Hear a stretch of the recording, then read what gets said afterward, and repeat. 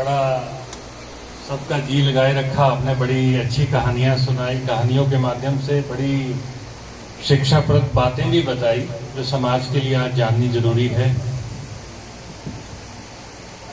सबसे पहले मैं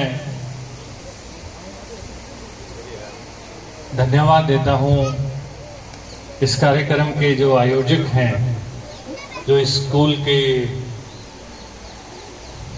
जो प्रिंसिपल हैं और उनके बड़े भाई हैं, कांटीवाल जी परिवार है जो इतना अच्छा स्कूल चला रहे हैं और इतना सुंदर आयोजन आप लोगों ने किया है 15 अगस्त के इस शुभ अवसर पर।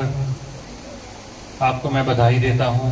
उसके साथ में जो आज हमारे सरपंच साहब हैं मिर्जावाली मेर से, वो पधारे हैं, बराड़ साहब बैठे हुए हैं और जितने अतिथि यहाँ पे बैठे हैं और सामने प्यारे प्यारे बच्चों और गांव के अंदर बड़ी संख्या में पधारी हुई हमारी माताएं बहनें और बड़े मेरे भाई बुजुर्गगण, आप सभी को स्वतंत्रता दिवस की ढेर सारी शुभकामनाएं। साथियों,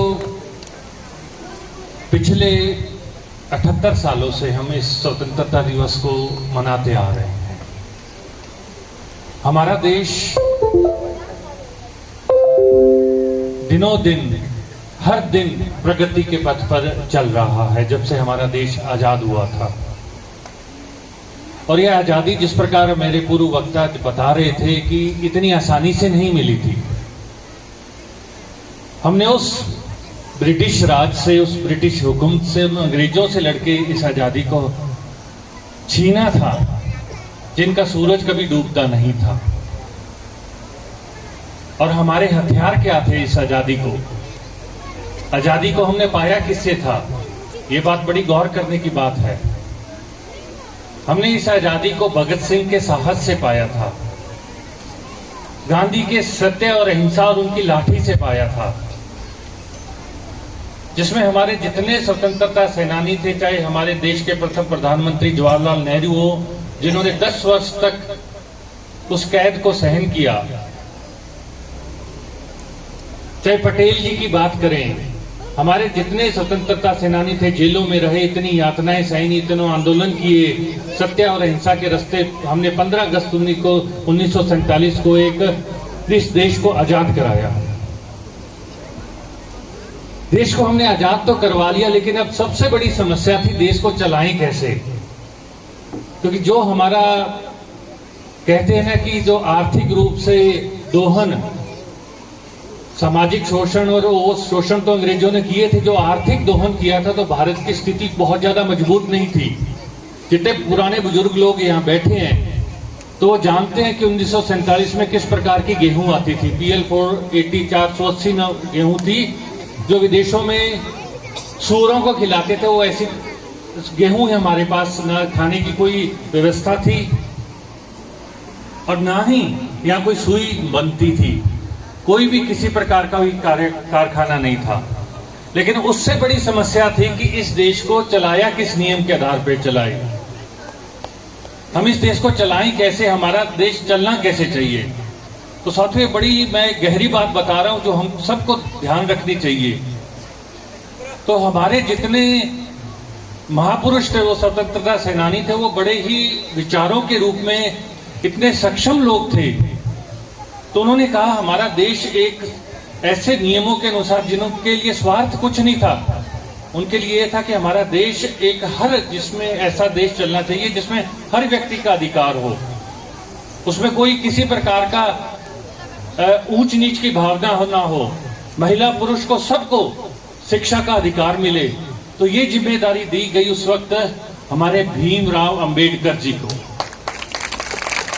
जिन्होंने 3 साल लड़के वो एक कमेटी के, संविधान की जो कमेटी थी उसके द्वारा देश का संविधान बनाया, जिसके हिसाब पे आज हमारा देश चल रहा है, जिसको हम दुनिया में शक्ति कहते हैं, जिस भारत का आज नाम है। तो उसके पीछे हमारे स्वतंत्रता सेनानियों के साथ उस संविधान का भी सबसे बड़ा योगदान है, जिस नियमों के आधार पर हम आज इस देश को चला रहे हैं। तो उनकी जो एक अच्छी बात है, भीमराव अंबेडकर साहब की जो हम कहते हैं, तो उन्होंने एक बात पे जोर दिया था वो बात ही शिक्षा। आज प्यारे प्यारे बच्चे इसलिए बैठे हैं, मैं ये बात इसलिए कहना चाहता हूं क्योंकि बच्चों के माँ बाप भी बैठे हैं। वो कहते थे कि शिक्षा एक ऐसी शेरनी का दूध है, जो व्यक्ति इसको पीता है वो दहाड़ता है। आज हम जिस दौर में रह रहे हैं, सबसे पहले मैं आप सबसे निवेदन करूंगा, इन छोटे बच्चों की शिक्षा कंप्लीट करवाओगे, कभी किसी बच्चे को स्कूल से दूर मत करना। आप लोग स्कूल से दूर नहीं करना। और जिन हमारी, क्योंकि यहाँ बच्चियों की बड़ी संख्या है, और इन बच्चियों को कभी भी, बहुत बार क्या होता है कि ऐसी परिस्थिति आ जाती है कि कई बार हमारे आसपास स्कूल नहीं होता, हम बच्चियों को दूर भेजने से डरते हैं। लेकिन इन बच्चियों की शिक्षा के लिए हमें किसी भी प्रकार का कॉम्प्रोमाइज करना पड़े, कोई भी सहायता की आवश्यकता हो, लेकिन इन बच्चियों की शिक्षा जरूरी नहीं 8वीं तक। कई बार होता है कि हम 8वीं के बाद बच्चियों को कहते हैं कि अब स्कूल दूर है।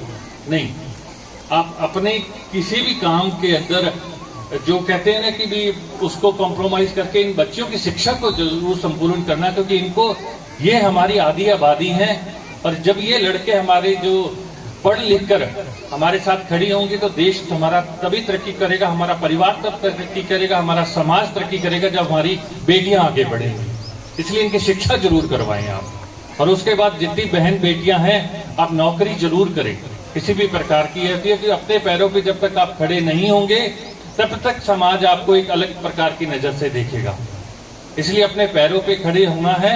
और दूसरी बात, 18 वर्ष से पहले किसी भी बच्ची की, किसी भी बेटी की आप शादी मत करें। बहुत बार होता है, हम समाज के अंदर बहुत प्रेशर आता है, क्योंकि वो ना तो समाज के तरीके से ठीक है, ना साइंस के तरीके से ठीक है, किसी भी तरीके से ठीक। उसमें किसी भी प्रकार के बाल विवाह को हम बढ़ावा ना दें। ये बहुत हमें सीखने की बात है। और जो लास्ट में जो मैं बात ये कहना चाहता हूं कि जब देश आजाद हुआ और उसके बाद में आज जिस प्रकार की भ्रांतियां फैलाई जा रही हैं, देखो हमारे देश की ताकत एक ही है, वो है अनेकता में एकता।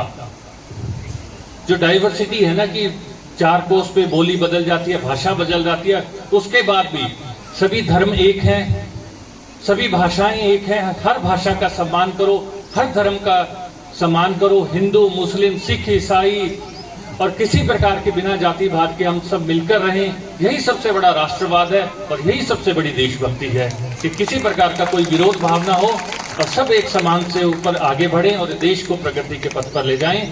और एक बार फिर, क्योंकि जिस प्रकार आप सभी बच्चे बैठे हैं, और आपको स्वतंत्रता दिवस की शुभकामनाएं देता हूं।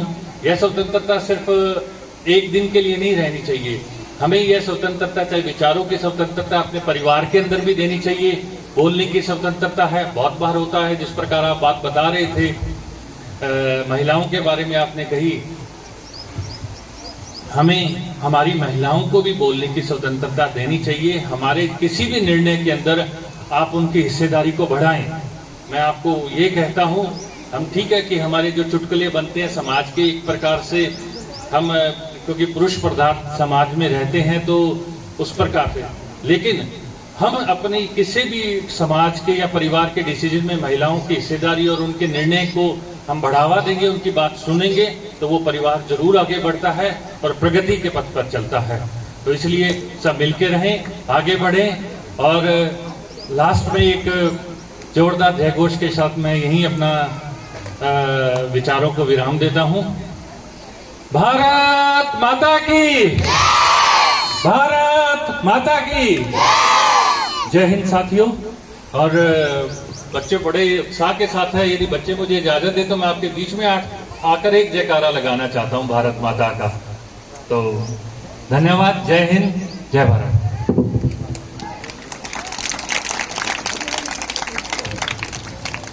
हमारे मुख्य अतिथि महोदय ने काफ़ी बिंदुओं पर चर्चा की और खास करके उन्होंने शिक्षा पर जोर दिया।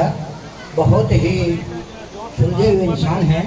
इन्होंने जो 4 बातें कही है वो बिल्कुल सटीक ही कही हैं। और इनका बड़प्पन देखो कि ये बच्चों में बैठ करके भारत माता की, भारत माता की